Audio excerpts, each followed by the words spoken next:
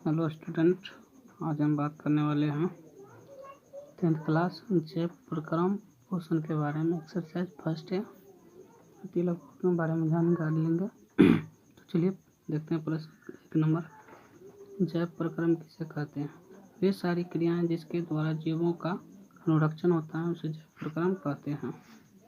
चलिए दूसरा प्रश्न, बहुकोशिकीय जीवों में ऑक्सीजन की आवश्यकता विसरण द्वारा क्यों नहीं पूरी हो पाती है? इसका दूसरा का सही आंसर हो जाएगा बहुकोशिकीय जीवों का शरीर के अंग जटिल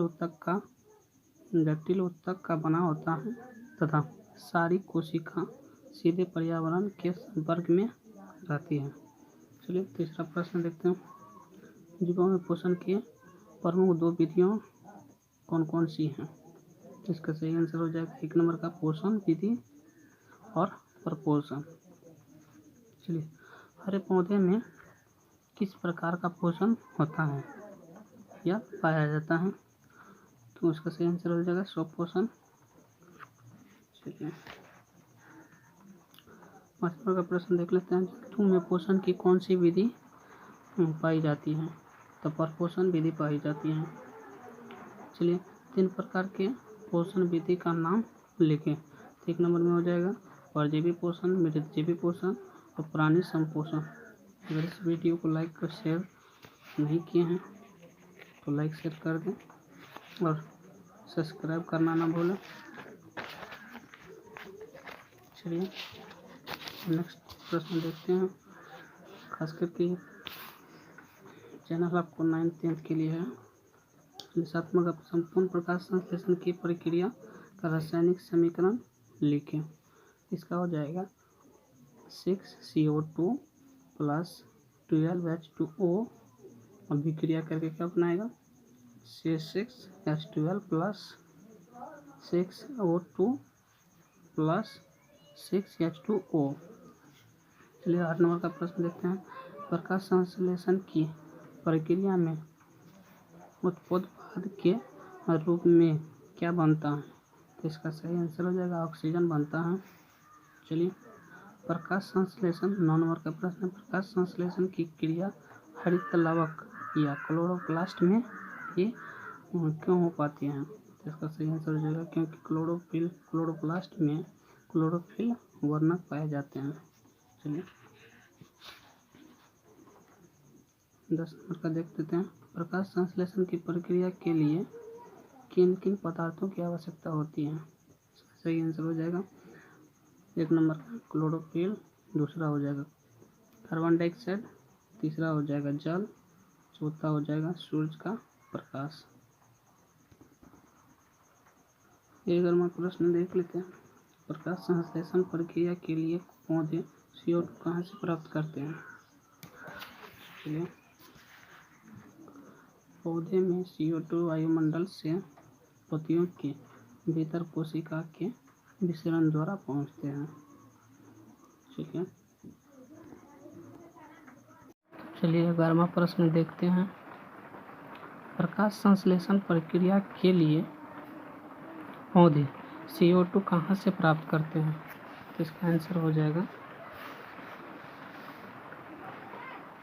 पौधे में CO2 वायुमंडल से पत्तियों के भीतर कोशिकाओं के विसरण द्वारा पहुंचते हैं। चलिए 12वां प्रश्न देख लेते हैं। कवक एवं जीवाणुओं में प्रकाश संश्लेषण की क्रिया क्यों नहीं हो पाती है? क्योंकि चलिए इसका आंसर सही है क्योंकि ये सूक्ष्म जीव हैं जो घुलित कार्बनिक पदार्थों के रूप में भोजन अवशोषित करते हैं। चलिए नेक्स्ट प्रश्न देखते हैं 13 नंबर का। पोषण के दृष्टिकोण से अमीबा तथा पैरामीशियम किस प्रकार के जंतु हैं? तो कौन सा जंतु है? तो परजीवी पोषण जीव हैं। चलिए 14 नंबर में देखते हैं। मनुष्य का आहार नाल कौन कौन से मुख्य भागों में बटा होता है? तो इसका सही आंसर हो जाएगा आमाशय, पकवाशय या पित्ताशय, छोटी आंत तथा बड़ी आंत आदि होता है। चलिए 15 नंबर का प्रश्न देख लेते हैं। ग्रासनी में स्थित 2 क्षेत्रों का नाम लिखें। तो इसका हो जाएगा ग्रासनी में स्थित हो जाएगा इसका सही आंसर 1 नंबर का निगल द्वार और दूसरा नंबर हो जाएगा कंठ द्वार।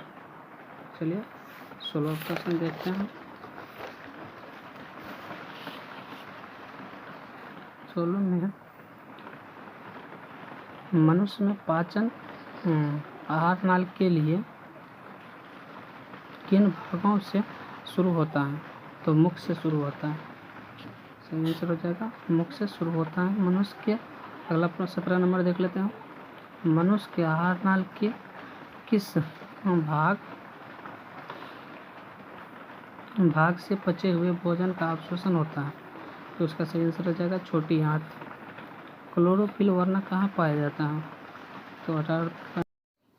चलिए अगला प्रश्न देखते हैं। 19 नंबर प्रकाश संश्लेषण प्रक्रम द्वारा पौधे का निर्माण करते हैं। किसके द्वारा करते हैं? तो भोजन के द्वारा करते हैं।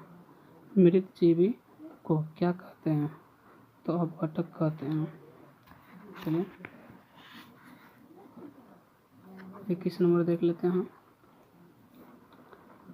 जिस जीव के शरीर से परजीवी अपना भोजन प्राप्त करते हैं वह क्या कहलाते हैं? तो पोषी कहलाते हैं। अगला प्रश्न है 22 नंबर। गोबर छत्ता में किस प्रकार का पोषण होता है? तो मृत जीवी पोषण होता है। चलिए नेक्स्ट देख लेते हैं।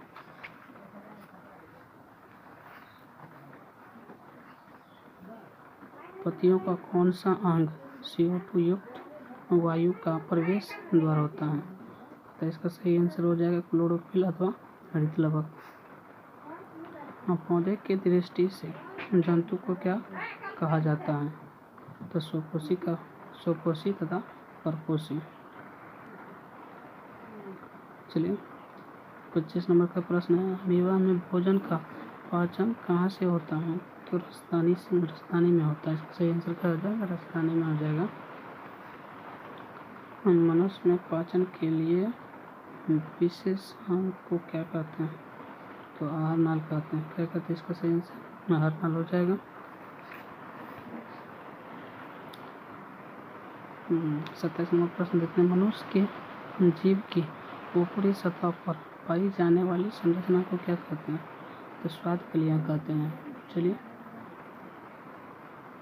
28 नंबर का प्रश्न देख लेते हैं। मुखवास से भोजन कहाँ पहुँचते हैं? तो ग्रास नाली में पहुँचते हैं। सही आंसर क्या हो जाएगा इसका? ग्रास नाली। अगला देख लेते हैं। ग्रास नाली की दीवार में तरंग की तरह होने वाली सिकुड़न एवं फैलन को क्या कहते हैं? इसका सही आंसर क्या हो जाएगा? क्रमांकुंचन हो जाएगा इसका सही आंसर। आज के लिए बस इतना ही। चलिए नेक्स्ट देंगे नेक्स्ट डे में, अगले क्लास में देख लेंगे। अगर आप लोग सब्सक्राइब नहीं किए हैं चैनल को तो सब्सक्राइब करना ना भूलें। जय हिंद।